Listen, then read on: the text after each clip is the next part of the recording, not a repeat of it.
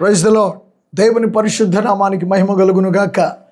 క్షేమకరమైన మేల్కొలుపుతో లేచి ప్రభు పాదాల దగ్గర కాసేపు గడిపి మీ దినచర్యను ప్రారంభిస్తారని ప్రభు నామమున మీకు తెలియజేస్తూ ఉన్నాను. 2026 సంవత్సరం 13వ తారీఖు వేకువ దీవెన వాగ్దానం. నెహెమ్యా గ్రంథం 2వ అధ్యాయం 20వ వచనం. ఆకాశమందుండు దేవుడు తానే మా ప్రయత్నములను సఫలపరచును. ప్రియులారా, ఈ వచనం గురించి ఓ 2 మాటలు మీతో చెప్పడానికి ఇష్టపడుతున్నాను.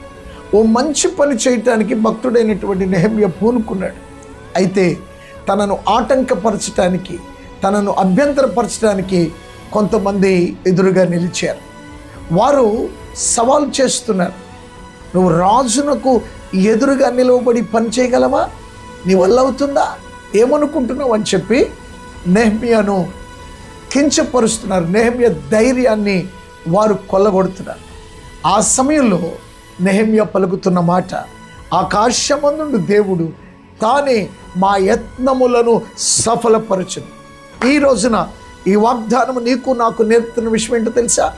ఇక్కడ నుండి, ఈ సోమవారం నుండి ఈ వారం అంతా కుటుంబ క్షేమం కొరకో, బిడ్డల క్షేమం కొరకో, ఉద్యోగ విషయాల్లో, వ్యాపారాలలో, లేక నీకు దేవుడు ఈ భూమి మీద అనుగ్రహించిన జీవన సంబంధమైన కార్యాలలో నీ ప్రయత్నాలు ఒకవేళ నీకు బెడిసి కొట్టి, నీ ప్రయత్నాల వల్ల నీకేముండదని చెప్పి నీ విరోధులన్నా, నీ ముందు నిలవబడిన వారన్నా, ఈరోజు నెహెమ్యాకున్న విశ్వాసం నీ జీవితంలో కలిగి ఉంటే ఈ దినము నుండి నీవు ప్రారంభించే ప్రతి పనిని దేవుడు సఫలపరిచి సంతోషాన్ని ఇస్తాడు, జయమునిస్తాడు, నోటి నిండా నవ్వునిస్తాడు.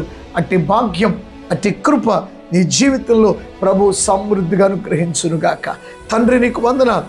బిడ్డలందరినీ మీ చేతులకు అప్పగిస్తున్నా.